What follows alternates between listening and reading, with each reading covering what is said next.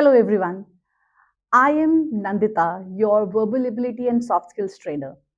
कहते हैं well begun is half done, right? मतलब कि अगर आपने अच्छे से शुरुआत करी है इसका मतलब है कि आपने आधी सक्सेस तो पा ली है, right? Now why I'm telling you these things? क्योंकि this is my third video on subject verb agreement. जो लोग ये पहली बारी देख रहे हैं, so let me tell you that subject verb agreement के 15 rules हैं, right? And I have divided those rules into 5 so that it becomes easy for you to understand and to solve questions. So पहले 5 rules पहली video में है, then next second video में है, and this is my last video on subject verb agreement. So again, if you are watching my video for the first time, let me tell you what is the importance of this topic, subject verb agreement, जिसे English grammar का सबसे important रिश्ता कहा जाता है, सबसे important relationship कहा जाता है, right? And subject verb agreement अगर आपको पता है, अगर आपको उसके रूल्स पता है, then it will be a cake walk for you to solve questions related to grammar. In case you are preparing for your recruitment drive, you are preparing for your SSC, CGL, UPSC, इन सारी चीज़ों में जहाँ पर भी verbal ability आती है, written English आती है, वहाँ पर आपसे स्पॉट द एरर्स के लिए पूछा जाता है, that you have to spot the errors in a particular sentence. ठीक है? सो उसमें सब्जेक्ट वर्ब एग्रीमेंट का ज्ञान होना बहुत ज़रूरी होता है. So I was just going through past years question paper और मैंने एक चीज़ कॉमन पाई कि भाई हर जगह सब्जेक्ट वर्ब एग्रीमेंट से रिलेटेड कम से कम 4 से 5 नंबर के क्वेश्चंस थे, विच मीन्स कि अगर आपने ये अच्छे से पढ़ लिया तो आप उतने नंबर तो पक्के कर सकते हैं, क्योंकि क्वेश्चन कहीं ऊपर से उठ के तो नहीं आने वाला है, वही क्वेश्चन रिपीट होते रहते हैं. सो हर क्वेश्चन में एक होता है कि हमें लगता है कि ये सुनने में तो सही नहीं लग रहा है, but there is a rule as per which the answer is correct और इनकरेक्ट. सो कहने का मतलब सिर्फ इतना है कि अगर आपने सब्जेक्ट वर्ब एग्रीमेंट के रूल्स अच्छे से पढ़ लिए हैं तो आप वो 4 से 5 नंबर पक्के कर सकते हैं. भाई ये तो बात हो गई थी हमारी इंग्लिश ग्रामर की. अब बहुत सारे लोगों को लग रहा होगा कि I am good at spoken English. Is there any need for me to go through the rules of subject verb agreement? So answer for this is yes, a big yes.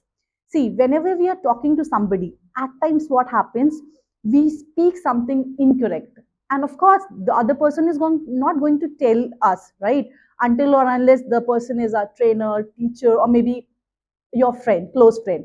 सो उस कंडीशन में क्या होता है, हमें लगता है कि हम बोल तो सही रहे हैं because we have heard the same thing and we have accepted this fact that no, this is the right thing, this is how it should be done, but actually we are wrong.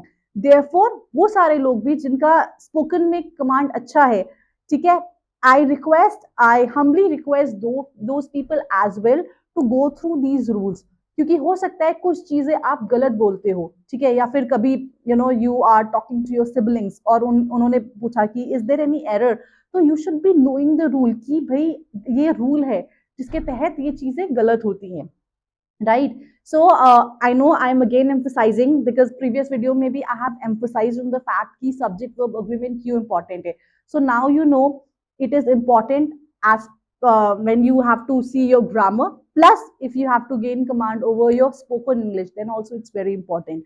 So without wasting much time, let's get started. ठीक है? So subject verb agreement के लिए मैंने आप लोग को बताया था, एक स्टोरी बताई थी कि हमारा एक वर्ब है और हमारा एक सब्जेक्ट है. These two are like good buddies, they are like good friends and they go everywhere together. ठीक है, they always get along with each other. अब क्या हुआ, to make sure that their friendship is long lasting, ठीक है, there are no such thing कि उनके friendship में किसी भी तरह की कोई परेशानी आए, these two people have decided कि लेट्स मेक एन अग्रीमेंट. ठीक है, कुछ प्रोमिसेस उन्होंने एक दूसरे से करे कि भाई हम ये प्रोमिसेस करते हैं and we both are going to abide by these promises, and वो सारे प्रोमिसेस बनकर आए हैं रूल जिन्हें हमें पढ़ना है. ठीक है, because we have to clear the exam, we have to gain command over our spoken English. ठीक है, सो सब्जेक्ट वर्ब एग्रीमेंट में बेसिक चीज उन्होंने कही कि verb will always agree with subject in terms of number and person. ये हमारा basic rule है. ठीक है, that as per this rule verb will always agree with the subject in terms of number and person. ठीक है. Now, as I promised you people that whenever you are going to watch my video, ठीक है, ideally I suggest you to watch my previous videos as well, because बाकी के rules आपको वहीं पे पता चलेंगे, but you will not find anything कि आपको समझ नहीं आ रहा है कि हम किसके बारे में डिस्कस कर रहे हैं. ठीक है. So we are going to talk about subject and verb. So let's see what this verb is. Let's see what this subject is. I know you all have studied this thing. It is just with the passage of time you are, required to brush up those things. तो हम verb क्या कहते हैं कि verb हमारा क्या है. So okay, verb क्या होता है. वर्ब हमारा होता है एक्शन डूइंग वर्ड्स. भाई ये सबको पता है, हमने तो सेकंड क्लास से पढ़ा है. Action doing words are verb. Playing, singing, dancing, hopping, teaching. ठीक है, ये जितने भी आप एक्शंस देख रहे हो, ठीक है, उन एक्शन को जो आपने नाम दिया है वो हमारा वर्ब होता है. तो क्या सिर्फ यही वर्ब होता है? No, there is one more thing. हमारा वो जो वर्ड होता है जो बताता है कि वो पर्टिकुलर एक्शन कब अकर हुआ, वो एक्शन पास्ट में अकर हुआ, वो प्रेजेंट में अकर हुआ या फ्यूचर में अकर हुआ, जो हमें स्टेट बताए, वो भी हमारा वर्ब है. So if I give you an example that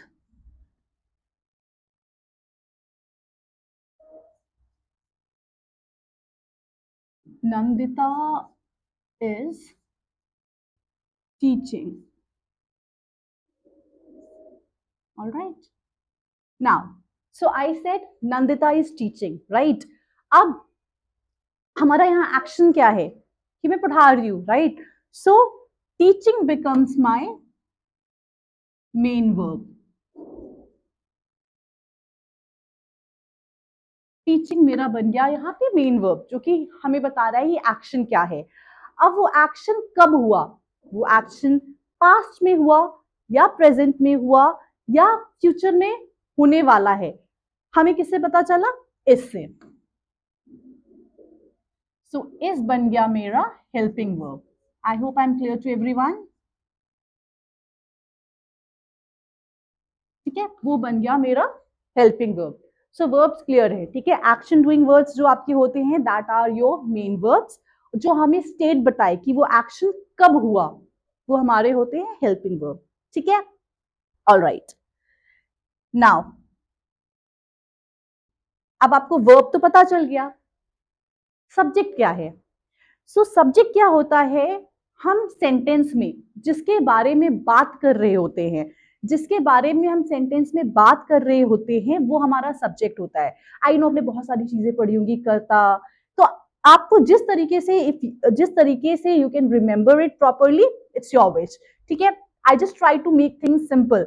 so sentence में हम जिसके बारे में भी बात कर रहे हैं वो मेरा सब्जेक्ट हो जाता है. ठीक है, वो मेरा डूअर हो जाता है, राइट. सो यहां मैंने कहा Nandita is teaching. So Nandita becomes my subject over here. ठीक है, तो नंदिता मेरा सब्जेक्ट बन गया. Similarly if I give you another example that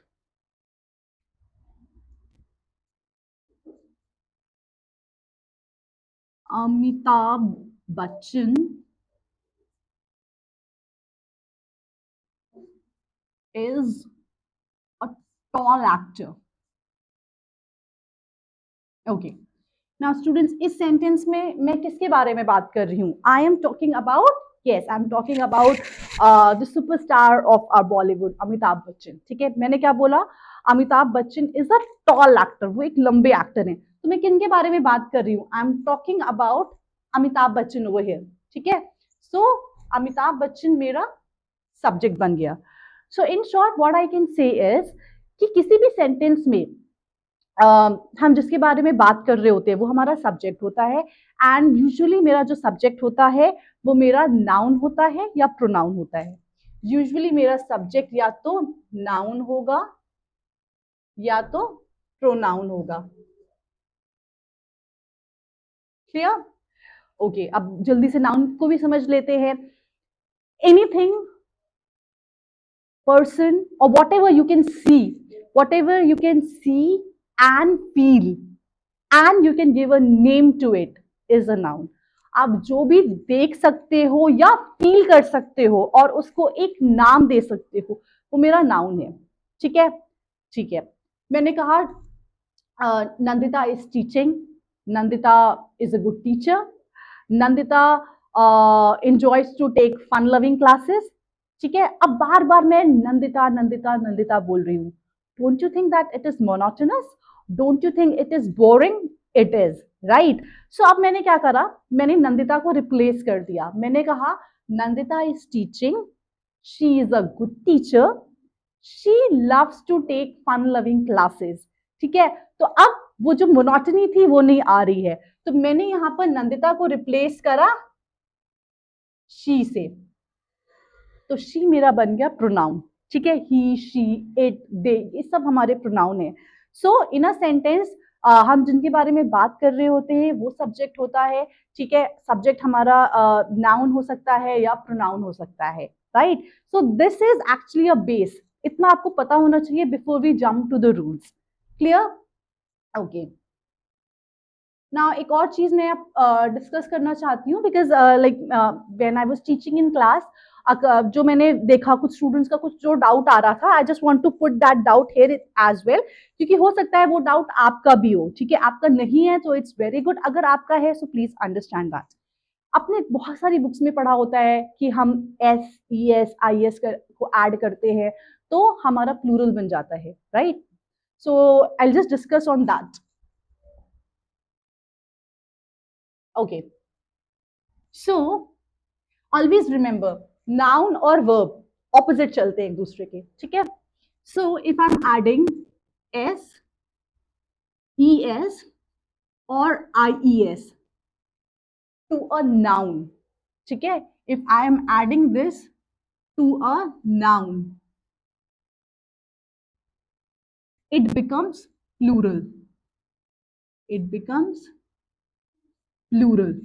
ठीक है, उसके ही ऑपोजिट क्या होता है, इसके ही ऑपोजिट क्या होता है? If I am adding S, E S और I E S to a verb, it becomes singular. It becomes singular. ये चीज आपको बहुत ध्यान में रखनी है, क्योंकि ये चीज ना केवल आपके सब्जेक्ट वर्ब अग्रीमेंट में काम आएगी, बट ये चीज आपके आगे जब आप टेंसेस पढ़ोगे, ठीक है, आप आगे ग्रामर पढ़ोगे, आगे भी और भी क्वेश्चंस आएंगे तो उसमें भी ये काम आएगी. ठीक है, सो आपको ये पता होना बहुत जरूरी है. ग्रामर इज एक्चुअली, मैं अगर सब्जेक्ट वर्ब अग्रीमेंट की बात करूं या टेंसेस की, एवरीथिंग इज इंटरकनेक्टेड. ठीक है, एंड सारी चीजें पता होने पर ही you are able to spot the error, you are able to do questions like parajumbles. ठीक है, आपको सब कुछ पता होना चाहिए. So this is also one, I would say one of the most important thing that you should do. अब ऐसा नहीं है कि मैम ने बोल दिया कि भाई एस ई एस और आई एस ऐड करने पर ही हमारे नाउन प्लूरल होते, ऐसा कोई हार्ड एंड फास्ट रूल नहीं है. There are other words as well जहां पर हमें उस पर्टिकुलर नाउन का हमें प्लूरल बनाना है, but we are not adding S E S और आई एस, उसके बिना भी बन जाता है. So just to give you an example, हमारा एक वर्ड है चाइल्ड. ठीक है, चाइल्ड मेरा सिंगुलर है. अब मुझे इसका प्लूरल बनाना है तो मेरा वर्ड आएगा चिल्ड्रेन. ठीक है, I have not added S E S या आई एस, मैंने कुछ भी नहीं ऐड करा है और मेरा ये प्लूरल बन गया है. सिमिलरली एक दांत है तो वो है टूथ, एक से ज्यादा है तो है teeth. Here also I have not added S E S और आई एस. ठीक है, सो इसे कोई हार्ड एंड फास्ट रूल मत समझना कि हमारे सारे नाउन्स में एस ई एस या आई एस ऐड होता है और तभी वो प्लूरल बनते हैं. ठीक है, बट मैक्सिमम जो नाउन होते हैं वो हमें प्लूरल बनाना है तो उसमें हम एस ई एस या आई एस ही देखते हैं. ठीक है, सिमिलरली हमारा जो वर्ब है, अगर हमें उसे सिंगुलर बनाना है तो मैंने बोला रन, मैंने बोला रन्स, शी रन्स, सिंगुलर की बात हो रही है. दे रन, प्लूरल की बात हो रही है. I have added S. ठीक है. So keep these small things in your mind. All right, now I know I have taken a lot of time of yours, but it was important to clear these things before we can jump to the rule. ठीक है. सो हम जो अपना rule start करने जा रहे हैं उसके पहले एक थोड़ा सा क्विक बता दूं हमने क्या पढ़ा था कि भाई हमारे सिंगुलर सब्जेक्ट के साथ हमारे सिंगुलर वर्ब्स लगते हैं, प्लूरल सब्जेक्ट के साथ प्लूरल वर्ब्स लगते हैं, और भी हमने बहुत सारे रूल्स पढ़े थे. ठीक है, तो आपको वो सारे रूल्स फिर से ब्रश अप करने हैं. ठीक है, कि कहाँ पर एंड, नॉट, या फिर ईदर और, नीदर नॉर, ये सारी की चीजों के साथ क्या लगाना है. These things you have to revise every now and then. And students, again I'm telling you, grammar is more like mathematics. ठीक है, if you are not practicing, if you are not revising on a regular basis, आप confuse हो सकते हो. आपको लगेगा नहीं ऐसा होता है, फिर आपको लगेगा नहीं ये भी ठीक है. So it's better to revise your grammar time to time. ठीक है, तभी आप उस पर कमांड गेन कर सकते हो. क्योंकि if I have to tell about myself, till date I revise each and every concept just to make sure कि वो हमारे ध्यान में रहे, हमारी याद में रहे. So make sure that you have to sharp your axe every now and then. Only then your axe will work for you. All right. Okay. Next मेरा जो रूल था, 10 रूल्स हमने पढ़ लिए थे. फिर था हमारा uncountable nouns such as stationery, luggage, news, progress, furniture, equipment, advice, weather, etc. are singular and followed by a singular verb. So आपको पता होना चाहिए कि nouns तो चलो मैंने एक बहुत सिंपल सी डेफिनेशन आपको noun की दे दी थी, पर noun के भी अलग अलग टाइप्स होते हैं. आपको नेम से ही समझ आ रहा होगा, अनकाउंटेबल. अनकाउंटेबल मतलब जिसको हम काउंट नहीं कर सकते. सो हमारे जितने भी अनकाउंटेबल नाउन्स होते हैं, जैसे कि लिखा भी है स्टेशनरी, लगेज, न्यूज, क्योंकि आप इन्हें गिन नहीं सकते हो. ठीक है, आप इन्हें मेजर कर सकते हो, आप इन्हें गिन नहीं सकते हो. ठीक है, तो ये सारे हमारे सिंगुलर होते हैं and therefore they are always followed by a singular verb. Example, the stationery is available in this shop. Shop में स्टेशनरी अवेलेबल है. अब स्टेशनरी के अंदर बहुत सारी चीजें आ जाती हैं. आपका पेन है, कॉपी है, रजिस्टर है, मार्कर है, ठीक है, इरेजर है, ये सारी चीजें स्टेशनरी के अंदर हैं. तो इनका जो कॉम्बिनेशन जो होता है, ठीक है, उसको हम बोलेंगे स्टेशनरी. आप इंडिविजुअली पेन्स को काउंट कर सकते हो, आप ये रबर्स को काउंट कर सकते हो. इंडिविजुअली आप काउंट कर सकते हो कि there are 10 pens, 20 pens, 30 rubbers, ये आप काउंट कर सकते हो. लेकिन ओवरऑल ये सारा चीज कहलाएगी stationery and that is uncountable. Therefore I have used singular verb which is. Similarly, their furniture is durable. Their furniture is durable. ठीक है, now furniture जो मेरा है that is uncountable, right? Therefore, I have used singular verb that is. एक और चीज मैंने हमेशा क्लास में बोलती हूँ जब भी मुझे नजर आता है, THEIR is always used for person. THERE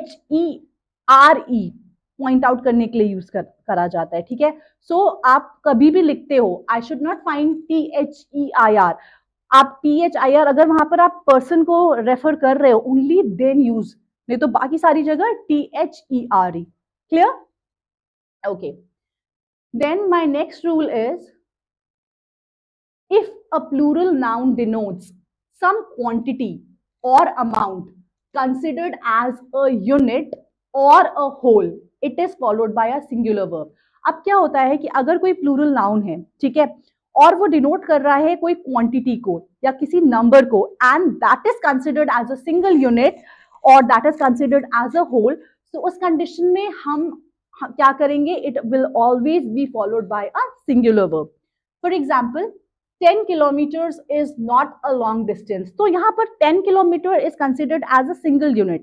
ठीक है, यहाँ पे 10 किलोमीटर एक्चुअली हम एक डिस्टेंस की बात कर रहे हैं. ठीक है, हम वो मेजर नहीं कर रहे हैं, हम डिस्टेंस की सिर्फ बात कर रहे हैं कि एक डिस्टेंस आ रहा है and this much distance is not a long distance. Clear? Similarly, 5 minutes is a short duration for a speech. Again, we are considering as 5 minutes as a single unit. ठीक है, so this much is a short duration for a speech. How much? 5 minutes. Clear? Okay. All right. Then we have if two or more nouns make up a compound noun, that is, if they suggest one idea, a singular verb is used. ये बहुत ही प्यारा rule है, मेरा favourite rule है, मैं हमेशा students को ये जरूर देती हूँ क्वेश्चन में. तो क्या यहाँ पे बोला जा रहा है कि अगर दो नाउन है, दो नाउन मिलकर कंपाउंड, ठीक है, दो नाउन मिलकर अगर एक कंपाउंड नाउन बना रहे हैं and that is representing one single idea, so उस कंडीशन में क्या होता है, we always use singular verb. For example, bread and butter is my favourite breakfast. I know bread and butter तो अलग अलग चीजें हैं, राइट, पर हम खाते तो एक साथ है ना. हम ब्रेड लेते हैं, उसके ऊपर we spread butter and then we eat it, right. ऐसा तो कोई नहीं करता ना, या किसी की मम्मा ऐसा तो नहीं कराती है कि अच्छा चल बेटा पहले तू ये ब्रेड खा ले, अच्छा अब बाद में तू बटर खा ले. ऐसे तो किसी की मम्मा नहीं बोलती, राइट, मेरी भी नहीं बोलती. ठीक है, सो इस कंडीशन में क्या है, व्हेन वी नो कि भाई हम ब्रेड के ऊपर ही बटर लगा के खाते हैं, हम अलग से नहीं खाते हैं, राइट. सो यहाँ पर they are acting as a compound noun और ये एक सिंगल आइडिया प्रेजेंट कर रहे हैं. Therefore we consider this whole as one. So this is my favourite breakfast which is bread and butter. Similarly आपको एक एग्जाम में और क्वेश्चन आता है इसी से related, rajma and rice is my favorite lunch. Rajma and rice is my. तो यहाँ पर ऐसा नहीं है कि पहले आपने राजमा पी लिया फिर आपने राइस खाया, ऐसा तो नहीं भाई, आप मिक्स करके खाते हो राजमा एंड राइस, तो आप वो एक पर्टिकुलर डिश बन गई rajma rice, rajma and rice. So that is your favourite dish which is singular. ठीक है, तो इसका बहुत ध्यान रखना कि किस सेंस में बोला जा रहा है, is that representing one idea और नॉट. आपको एक क्वेश्चन दिया जा सकता है just to confuse you, that I bought bread and butter from the grocery shop. तो अब आपने क्या करा, आपने ब्रेड लिया और बटर लिया, दोनों अलग अलग चीजें ली. ठीक है, I bought bread and butter from the stationery shop. So यहाँ पर क्या होगा कि यहाँ पे ये एक सिंगल आइडिया नहीं रिप्रेजेंट कर रहा है. ठीक है, ये अलग अलग आपने चीजें खरीदी. तो ऐसे क्वेश्चंस आप कहोगे कि नहीं मैम यहाँ पर भी कुछ ऐसा आना चाहिए क्या कि यहाँ पर भी कुछ ऐसा इसका कंसेप्ट आना चाहिए. इसका कंसेप्ट सिर्फ तभी आएगा जब आपने दोनों चीज जो ले रहे हो that is representing one idea. Bread and butter is my favourite breakfast. ठीक है, और या फिर आपने एक सेंटेंस बनाया, bread and butter are kept on the table. ठीक है, टेबल पे क्या रखा है, ब्रेड एंड बटर, मतलब एक ब्रेड का पैकेट रखा है या ब्रेड रखी है और बटर रखा है, दोनों अलग अलग रखे. So bread and butter are kept on the table. ठीक है, सो आपको ये ध्यान रखना है कि किस सेंस में यूज हो रहा है, whether it is use as one idea और सेपरेट. ठीक है, similarly the novelist and the poet is dead. तो यहाँ पर हम उसी पर्सन को रेफर कर रहे हैं जो कि नॉवेलिस्ट भी है और जो कि पोएट भी है, and that person is dead. So again, यहाँ पर novelist and poet is representing one idea. Therefore, we have put is singular. All right. Then my next rule is collective nouns such as jury, committee, police, team, group, etc. are considered as singular when taken collectively as a unit, but are considered as plural when the members of the group are considered individually. तो भाई बहुत प्यारा सा rule है कि जो हमारे collective nouns होते हैं, ठीक है, वो हमारे सिंगुलर कंसिडर करे जाते हैं. कब, जब अगेन एक सिंगल यूनिट की तरह पेश होते हैं. कब हमारे एज अ प्लूरल कंसिडर करे जाते हैं, जब वो इंडिविजुअली उनकी बात हो रही होती है. Example, the police is a discipline force. तो भाई अलग अलग फोर्सेस होते हैं, पुलिस है, आर्मी है, नेवी है. हम यहाँ पर किसकी बात कर रहे हैं, हम यहाँ पर पुलिस फोर्स की बात कर रहे हैं. ठीक है, सो यहाँ पर it is considered as one single unit. The police is a discipline force. ठीक है, अब सेकेंड सेंटेंस में देखिए, the police are searching the thieves. तो यहाँ पर पुलिस अलग अलग डायरेक्शन में चली गई है, कुछ पुलिस इधर गई है, कुछ पुलिस उधर गई है, सब अलग अलग डायरेक्शन में गए हैं. Right, now they are scattered. हम यहाँ पर इंडिविजुअली पर आ गए हैं अपने. Therefore the police are searching the thieves. यहाँ पर हम उसे प्लूरल की तरह कंसिडर कर रहे हैं. Clear? Okay, then alright, singular और प्लूरल वर्ब्स। अब इसमें काफी बारी कंफ्यूजन होता है कब हमें सिंगुलर लगाना है, तो कुछ ऐसे पर्टिकुलर वर्ड है जिनके साथ हम देखते हैं क्या करते हैं। In case of a noun like staff, media, crew, council, public, company, family, audience etcetera, ये सारे जितने भी वर्ड्स यहाँ पर लिखे हैं, अगर ये वर्ड आपको नजर आता है, so do remember students, this can be use as singular as well as plural. ठीक है, ये सिंगुलर की तरह भी यूज करा जा सकता है, ये प्लूरल की तरह भी यूज करा जा सकता है। Example, the crew wants the captain to resign. Crew चाहता है कि कैप्टन रिजाइन कर दे। ठीक है, the crew want the captain to resign, again ये भी सही है हमारा, तो ऐसा नहीं है कि ये सही है, हमारे दोनों सही है। Now to avoid the confusion, हम यूजुअली क्या करते हैं, just read this line, to avoid any mistake one में always use a plural verb with such collective nouns. कि आपको लगता है कि नहीं ये हमारे मिस्टेक हो सकती है, तो आप एक चीज पकड़ लो, जब भी ऐसे कलेक्टिव नाउन्स मिले आपको, तो आंख बंद करके आप इसे एज ए प्लूरल कंसिडर करो, प्लूरल वाले रूल्स इसमें चलाओ। ठीक है, सो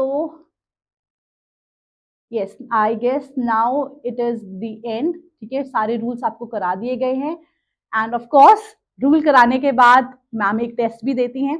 ठीक है, see test is always there to test your knowledge कि आपको कितना समझ में आया है।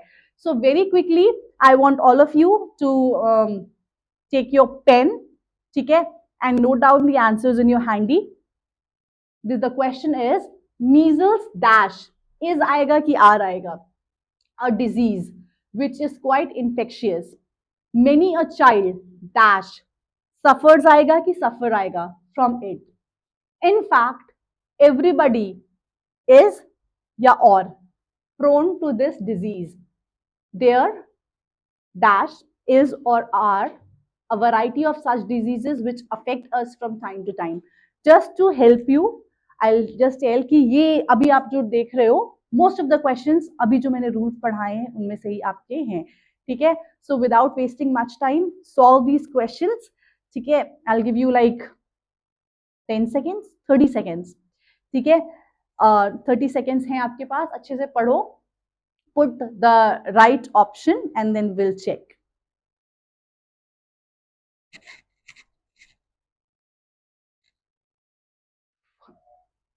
Okay. And students, if you are not maintaining notes, it's a humble request. ठीक है, videos are there, आप कभी भी access कर सकते हो, but please start maintaining your notes. If you are not preparing notes for grammar, you won't be able to succeed. I am telling you this.